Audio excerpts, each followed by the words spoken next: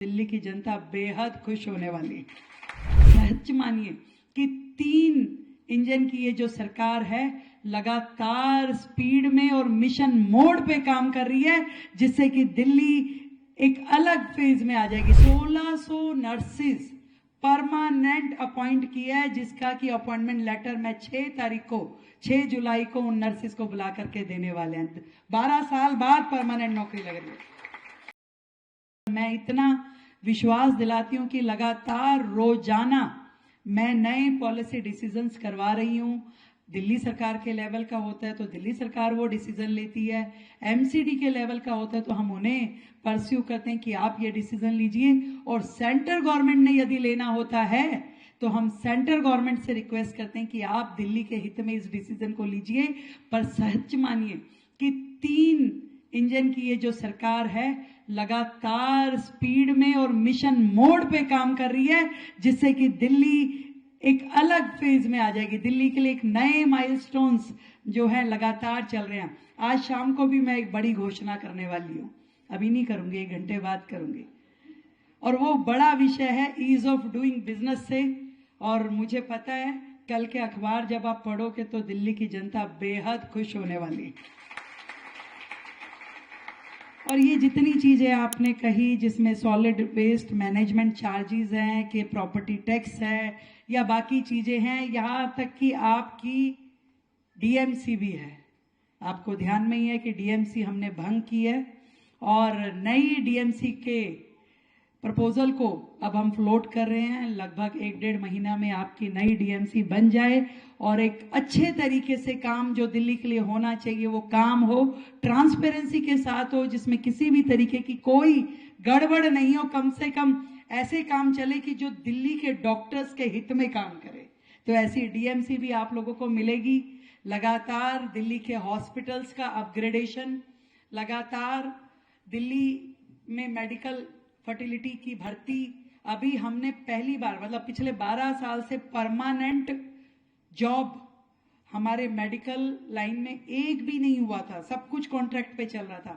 हम लोगों ने 1600 नर्सिस परमानेंट अपॉइंट किया है, जिसका कि अपॉइंटमेंट लेटर मैं 6 जुलाई को उन नर्सिस को बुला करके देने वाले हैं। 12 साल बाद परमानेंट नौकरी लग रही है।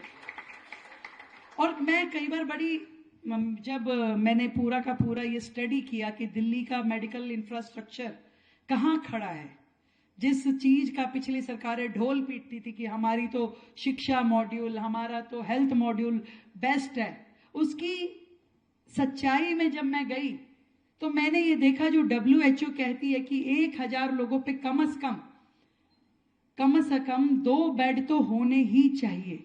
परंतु दिल्ली का दुर्भाग्य ये है कि हमारे सरकारी तंत्र में भी जोड़ लिया जाए तो भी 0.42 बेड, यानी 1 बेड भी 1000 लोगों के ऊपर नहीं है, गवर्नमेंट की बात करें। और प्राइवेट में अगर तब भी सब कुछ जोड़ लेते हैं, प्राइवेट भी और सेंट्रल गवर्नमेंट के भी और दिल्ली गवर्नमेंट के भी और एमसीडी के, सब कुछ जोड़ने के बाद भी 1.5 यानी 1.5 बेड 1000 लोगों पे है।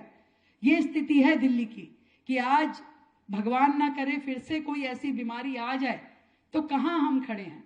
22 नए हॉस्पिटल्स का काम जो शुरू किया गया वो अधूरा छोड़ दिया गया।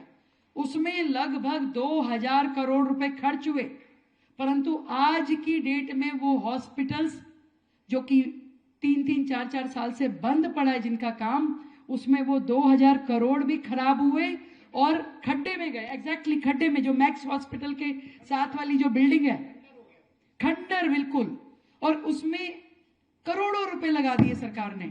आज उन सब का रिवाइवल, उन सब को बनाना, उसको ठीक से समझना, यूज करना, और जितने लग चुके पहले उसका कॉस्ट एक्सक्लेरेशन, वो सरकार की जिम्मेवारी हो गई है कि आज उस 2000 करोड़ पे हमें और 3000 करोड़ खर्च के उन हॉस्पिटल्स को सरवाइव करना पड़ेगा, उन्हें खड़ा करना पड़ेगा, और उनको चलाने के लिए लगभग नहीं तो 40,000 करोड़ रुपए का खर्चा चाहिए, जिसके लिए मैं लगातार प्लानिंग कर रही हूं कि दिल्ली का हेल्थ इंफ्रास्ट्रक्चर बढ़ाने के लिए हमें क्या क्या करना है।